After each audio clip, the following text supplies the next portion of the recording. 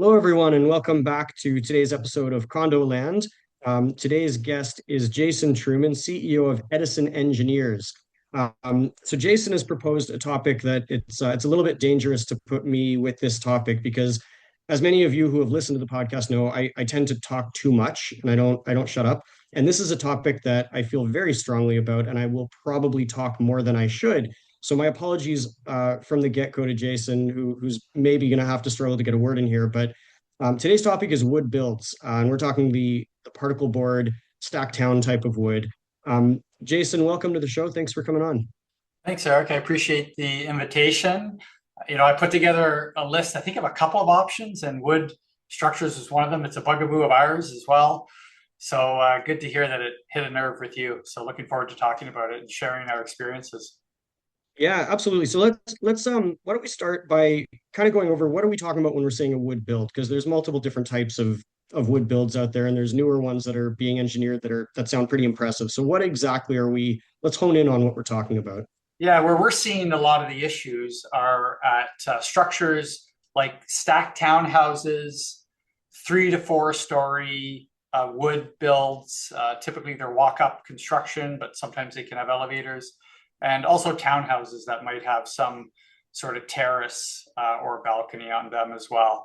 You mentioned the sort of more sophisticated high-rise engineered wood structures. Those we're not talking about yet. We don't have a lot of experience with those. There aren't many of those buildings built yet. So that's really what we're talking about. And I don't want to put like a bad name on all wood buildings. That's not the issue. Wood can perform well if well protected. And I think that's what we're going to be talking about today. Well, I think there's a big difference in what type of wood and what developers put in. Like there's a big difference between, the particle board that you get inside the cheap IKEA Billy Bishop or Billy what is it? Billy bookcase, sorry. Yeah. So I'm thinking of airports. Yeah. And like a marine grade plywood. There's going to be a massive difference in types of wood and how that's arranged. And I think today kind of we're really talking about the cheap particle board and how that performs as a building material. Yeah, and unfortunately, it's very common to use that type of material in decks and even the main structure of the building. They'll build these things called wood I-beams. And so they have a top and bottom chord, and then the in between is the cheap particle board. Right. So that can cause a lot of issues as well. Yeah, and when you think I-beam, you tend to think like a steel reinforcing beam. So it's a bit scary to think that you're building these things and your core of it is a material that, is terrified of water and disintegrates just by looking at it. So Yeah. Yeah. I guess today we're going to get into exactly what that means. So great. So I think we kind of have an understanding of what it is we're talking about. Again, I will say, just for the record, we're not talking about all developments here. Some developers do a much better job than others. Some do a Yeah. great job on the waterproofing, and this never becomes an issue, and some don't. And Right. obviously, because this is this podcast today, we're going to talk about the ones that don't and the problems that can That's come right. out. That's right. Yeah. So I guess the second kind of question is what are the vulnerabilities? Like we know the material doesn't like water. Where Yeah. where do you see most water penetration coming in on buildings like this? Yeah, and I think I'd like to start with the fact that a lot of these leaks end up being hidden. They don't always start as something that somebody, an owner, might notice inside their building. It's often concealed moisture, and then you get that rot first. And that's because water's slowly seeping in. And the wood, because it's wood, it can absorb some of that water. And then the membranes and the building materials actually trap all that water inside. And so you get this rot occurring without anybody knowing anything is going on. And as we all know, like a waterproof membrane, especially on a horizontal surface, like a balcony or a terrace or a roof, it needs to be 100% perfect. Any little hole, water is going to seep in. So where we're seeing that typically is like an imperfection at a penetration. Guard anchors are another example. So you have balconies with guards, and they're drilling holes through the membrane to anchor the guards into the structure. That's a major cause of water leakage. Then you get to the building wall, and you've got transitions with different materials. You have doors that penetrate through the wall cladding, and the membrane to door transition can be a problem. And you can also get problems at the termination and the edges, the front edge, the sides, the wall, sort of anywhere there's a boundary of that membrane. That's when you can have an issue. Well, realistically speaking, you can build a building that's perfect, but in 20 years, you can't expect it to be perfect anymore. Like every building ages, every manager knows this. Like whatever you do, whatever you build and whatever you buy, it's going to be great for a while, and then it ages just like Yeah. everything else does. So you might have a perfect, waterproofing system, but I guess the problem is as that ages, by definition, you're going to have water penetration. And the problem with these buildings is that as soon as you have water penetration, the material that it's going on will just disintegrate. And maybe we talk a Yeah. little bit about that. Like what is particle board and why is it so vulnerable to water? Because it's Sure, not real sure. wood. You're not talking a piece of a tree here. We're talking about what is Yeah, it? you're talking particles, chips of wood that are glued together to form a Right. board. And then they cut that board into sheets, and then they use those sheets to make the deck of these terraces and of these balconies. And they also make it, as we mentioned, to form part of the main structural beams The of structure, these or which is a problem. And I like my exactly. first experience with this, I'll tell you a quick story, was so we took over a building and my first week I got a complaint that the balcony railing didn't, wasn't tight on a unit. So of course I drop everything, I go take a look, and the minute I step out onto the balcony, I hear a crunch like I was standing on like, leaves in the fall.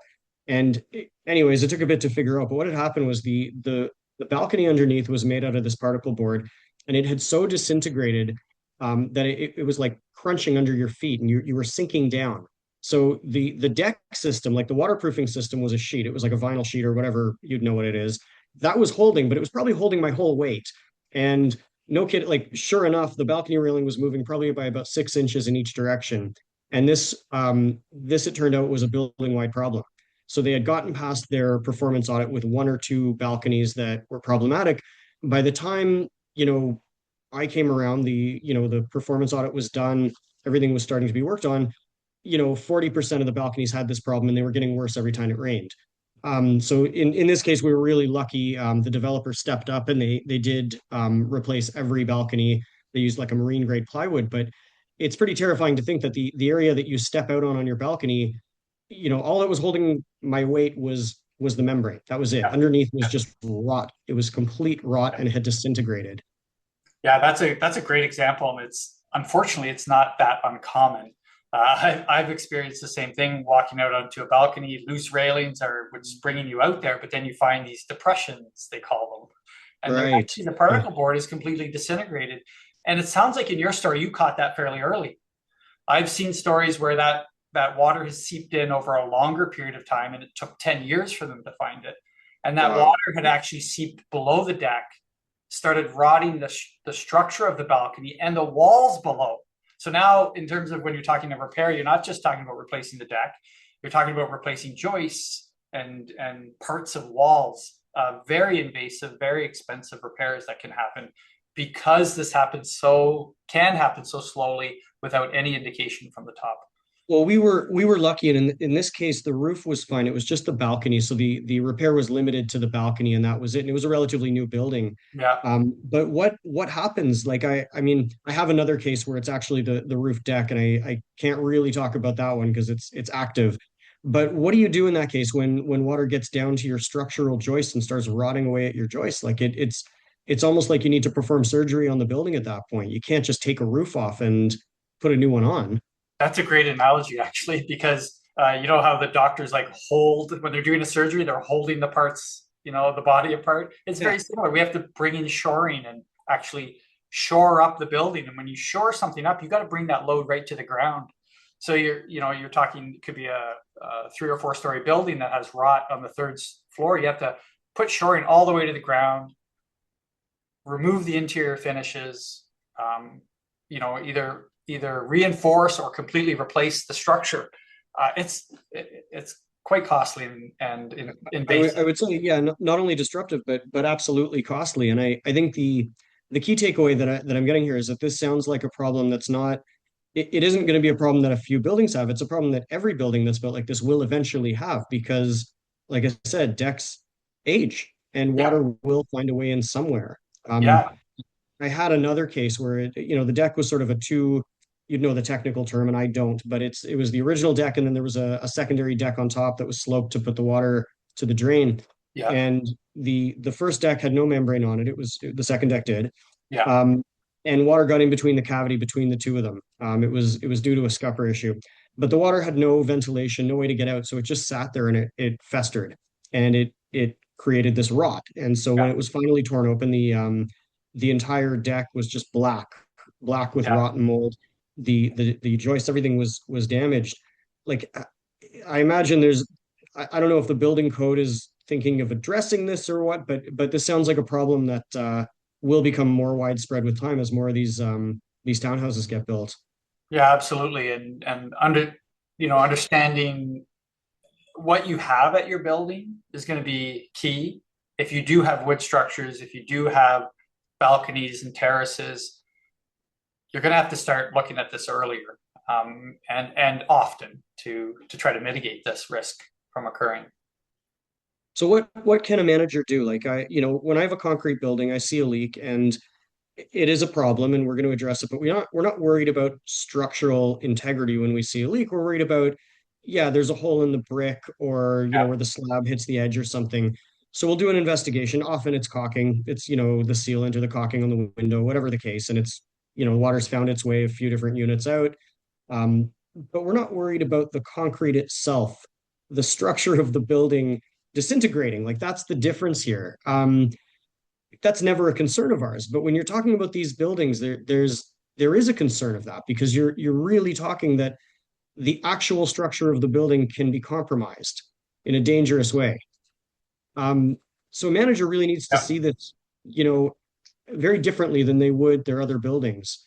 Any comments on what a manager can kind of look for or do in a case like this? Yeah, I think just real practical advice is to be proactive. So if you do have a leak, obviously that's a trigger for an investigation. And don't just focus on the leak. You got to step back and be like, could this be an inherent problem? Is this a bigger problem? So hiring a contractor to come out and look at the leak, they're likely just going to do a visible or a visual review from the top surface. They might see a penetration. They might see, a slit in the membrane, and they might patch up, put some caulking on it, like you said, and say, "Hey, we solved the leak," and walk away. Um, Unbeknownst to you, to the residents, there could be that underlying rot and deterioration, and the leak may stop temporarily, but it could continue there and at other locations. And so, when you do have a leak at a wood frame building, you should do additional investigation. Hire an independent engineer to make test openings, do a more extensive review to make sure that you're capturing all the deterioration and all the issues that could be happening.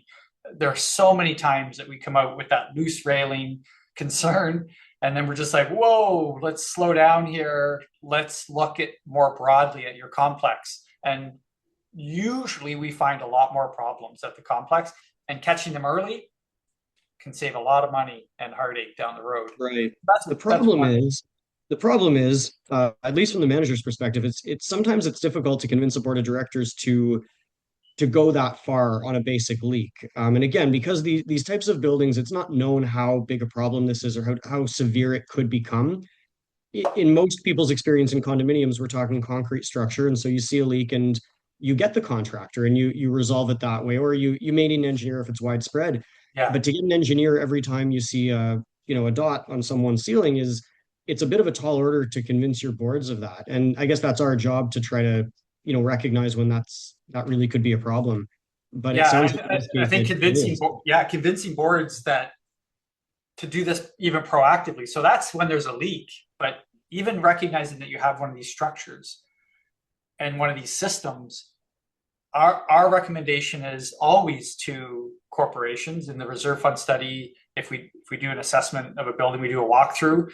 If we just see these structures, we recommend further review because we've just seen so many issues with it. Yeah. And hey, you spend a bit of money doing the investigation, you find out, guess what? You don't have a problem. That is good news. Yep, You've done your homework, 100%. all right, and you've The worst scenario is finding it after the fact, exactly. where you do find that you thought you had some independent leaks in a couple different units, and what you Yeah, really have is a system-wide structural defect that you're now yeah, spending millions of dollars to surgically go in and sister yeah, those joints, and you know like that's insane. yes, yeah, Especially given the fact that a lot of these stacked towns are not they don't have the use like the ownership that a large building would. Like, most of these, might be 50 to 150 units. Some are smaller than that. So, when you're talking, major work, it's coming from a smaller group of people. It's much more expensive. Um, absolutely. Yeah, if you're like doing you that kind of mentioned, work a on million somebody's roof, dollars. or yeah, We did. There were four stacked townhouse complex individual condominiums, about 40 units in each one. It was $1 million to do repairs, and I would call the damage like moderate damage. But because you have to take all the guards off, all the membrane off, all the decking off, do some localized repairs to the structure, and put it all back together again, it easily amounts to $1 million on 40 and, units. and what do you do? Do you put it back together, or do you put something else? Do you replace the particle board with something stronger, or is this just kind of like built into the life cycle of one of these buildings that every 25 years you're going to have an invisible leak that rots your structure and you got to pay a fortune to build it again? Yeah, it's a good point. No, so the decking that we would replace it with is a plywood decking, so much more Right. durable decking. But it'll just take longer to rot, but it still will rot if Yeah. if It, you don't protect instead it of properly. 3 years before it rots, you're probably what, 10 years before it fully. And It I guess fully that's just rot. the Yeah. nature of those types of Of wood, buildings. yeah, yeah, yeah, I yeah. know They're lower in my cost to build. example, yeah, sorry. They're lower cost to build, and they allow for more affordable housing for low rise construction, but they Yeah. come with some inherent risks that need to be managed. Yeah, it needs to be understood by the ownership too, because if you're buying into one of these things, if you're knowledgeable enough to actually plan for this, that means higher contributions to your reserve fund. If you're not, it means a massive special assessment is likely coming down the road because no Yeah, one did plan for it. And yeah, I guess that depends on the reserve fund engineer, someone doing the study. Um, but no one wants to buy into one of these buildings and find out that your reserve fund needs an extra 2 million every 25 years because of this. yeah. And Eric, you make a good point about communication. I think that's one of the key parts of this. Talking about this openly with your community, saying, "Hey, we live in this type of building that has this risk, and here's the due diligence we're doing to make sure that we don't run into major surprises down the road, and then we're planning for these projects properly." Yeah, no one wants to hear that. No one wants to hear that. No, but it's 100% correct. Yeah, For the managers listening, you absolutely do have to communicate that because as much as people are going to be annoyed and upset and think that you're crazy, there are real examples of this happening in Toronto and in Ontario right now. And yeah. I when it think, happens, it's a big deal. yeah, It's a really big, like this could be tens or hundreds of thousands of dollars per unit.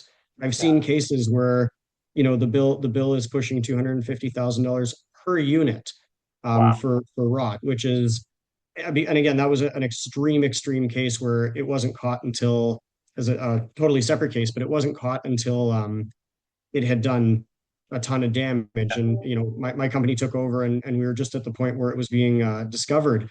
But the aftermath of that was horrendous. I mean, that's a lot of money for anyone. You're basically adding a huge amount to your mortgage if you even yeah, can. yeah. And Eric, I think both you and I can provide photos if managers need evidence of the potential problem. We've got horrific photos like that just terrify you when you see these. After you strip off the membrane, all you see is black rot. It's horrifying what you see when you Yeah, open and these it's rotting too bad that structures. we're audio only, and we do that for a Yeah, reason, and it's just because I'm just not that attractive, so we're not doing yeah, video here. But but if we could show video, yeah, like for those of you who haven't seen it, it's exactly as you described there. It's like you can take a spoon and you can just like scoop up pieces of Yeah, this rotted deck. It's that it yeah, just becomes like a black jello. yeah. Which is a wonder again why they allow people to build with this. But to your point, it does make for more affordable housing, and there's a real push to build cheap. Yeah. But you're really not necessarily building cheap. You're just postponing costs in this case. That's a good Um, point. Yeah, yeah. One of the tools we use, you talk about the rotted wood. One of the tools we use is a screwdriver. So you open it up, you see black wood, and you stick your screwdriver in to see if the wood's solid. right. And it's very common for you just to be able to push a screwdriver through what's supposed to be solid wood. Yeah. Yeah, And what's like, listen, I understand using it for a deck.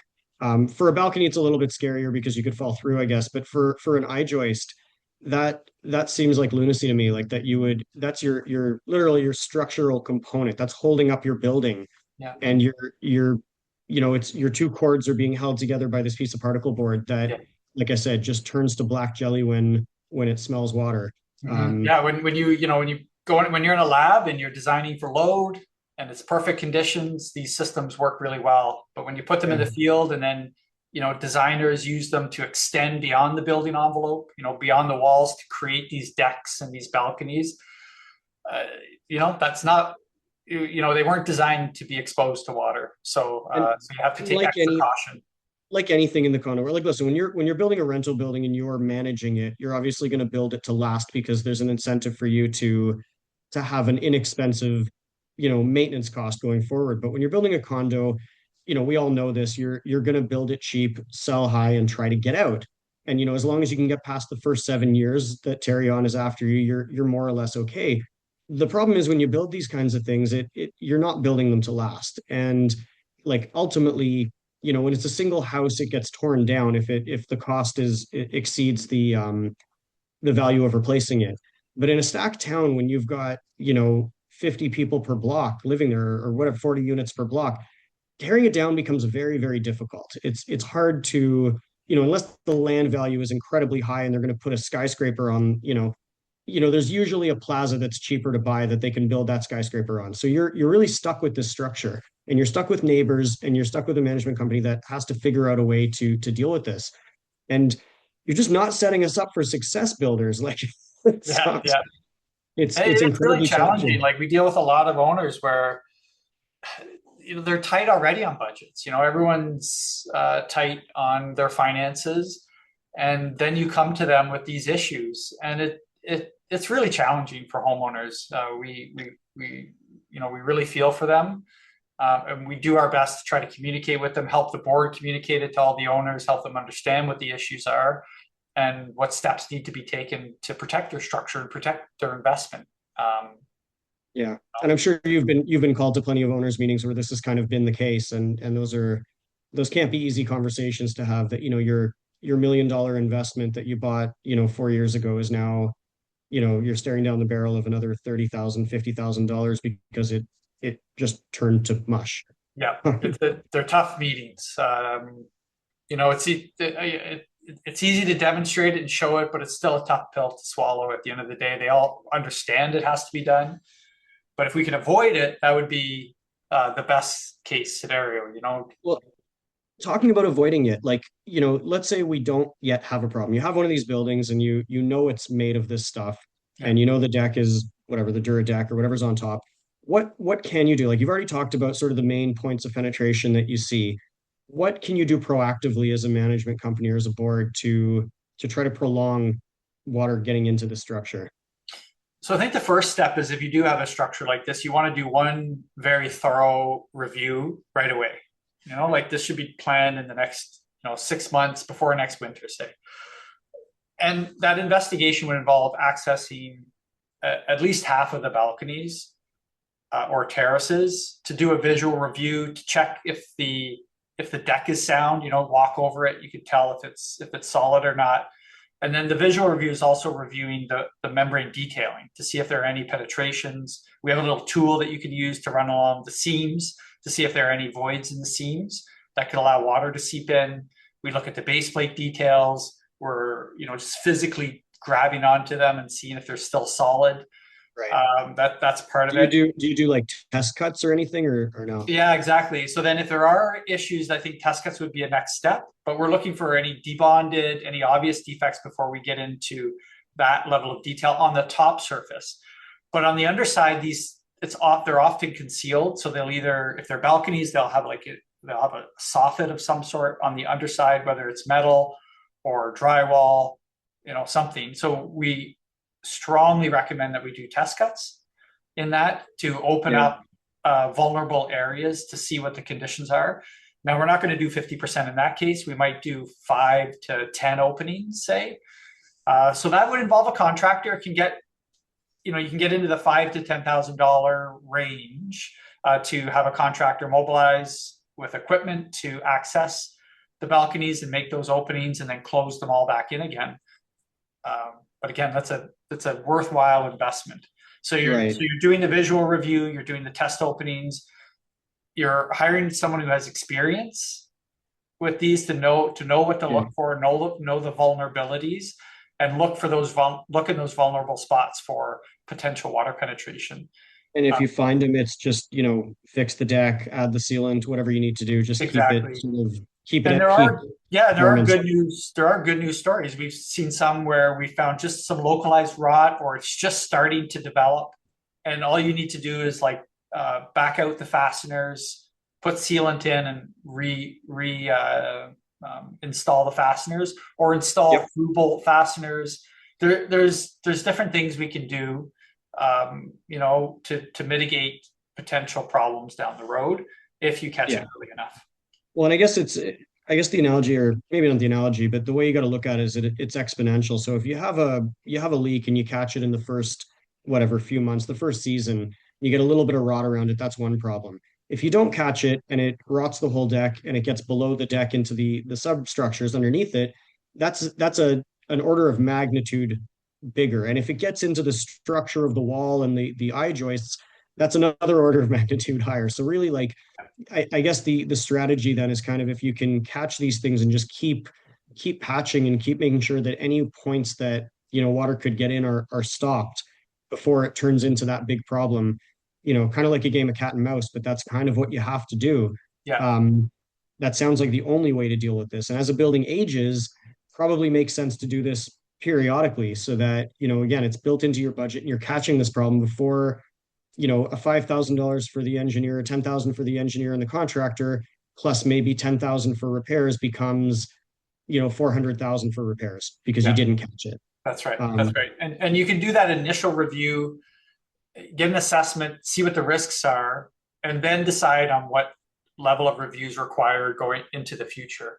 Yeah. And so it might be annual walkthroughs. That's it. And it might be maybe it's a contractor that you trust can do that walkthrough and just check, for localized things, go through a checklist. Then maybe every 3 or 5 years, the engineer does the walkthrough, and maybe you're only opening up when you suspect there are possible concerns. But just having that independent person, engineer with the experience, giving you that advice to protect that investment, I think is the best long-term solution. And you'll see patterns too. Like if you're going around a building and you're noting that at every point where the balcony railing meets the structure, you're seeing a little bit of a problem. Where to look then, right? So you can see the pattern after seeing 4 or 5 of them out of the 100 of them. That's right. That's going to help your investigation. You don't need to go and check every single spot. Right. So you'll note the patterns. You'll see where the weaknesses are.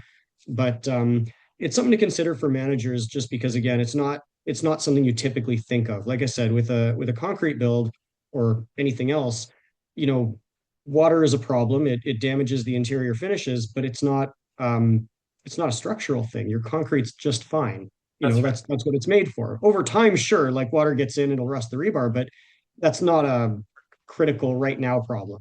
Yeah. And this is. So for anyone managing these things, take note. It really pays to kind of be proactive on this, because the consequences of not being proactive can be really serious. Yeah. And that annual review is really important, because you mentioned the type of membrane. So it's a single ply vinyl sheet membrane in most cases. There are structures that have different types of membranes, but that vinyl sheet membrane is one of the most susceptible to damage and poor installation. That in the wintertime, some owners, they don't know what they're dealing with, and they can take a pickaxe or a shovel, or they can, have a heavy piece of furniture or a barbecue or something on their deck and drag it and tear the membrane. Should I not be like chopping wood on my balcony? Exactly right. Okay, You don't want I'm to gonna be doing that. stop doing that. Yeah. Put that on the notice board, right? You don't want to be doing that. So Don't chop firewood. And then that raises the question, what are you doing with that firewood in your condo? But anyways, never mind. Exactly. And are you allowed to have a barbecue on your balcony? Probably. Yeah, maybe I shouldn't put my hockey skates on at home before I go to the rink. No, Yeah. yeah. Things like that. It's sensitive. It's a vinyl sheet, literally. It's a vinyl Exactly. sheet. It's a single ply vinyl sheet. You got to be careful. So having that annual inspection, can catch those things, and you can put a patch down. These membranes can be patched. Again, hire a contractor who has experience with these types of membranes to do that patch properly. And make sure you catch it before it becomes a structural problem. Yeah, 100%. That was a fast half hour. Wow. It's interesting, and like I said, I could probably talk for another hour on this, just because it's not a problem until it's a real big problem, and then any manager who's been through this will attest to this. It's a big problem. You're dealing with a huge problem once it's 0 to 10. Yeah. So thanks for taking the time. I think that was really insightful. That was probably one of the more educational podcasts we've done. It's not just me raving about everything. So appreciate that. Hey, not a problem. Anytime. Thanks so much for coming on. Jason Truman with Edison Engineers. Anytime. Thanks, Eric. Appreciate it.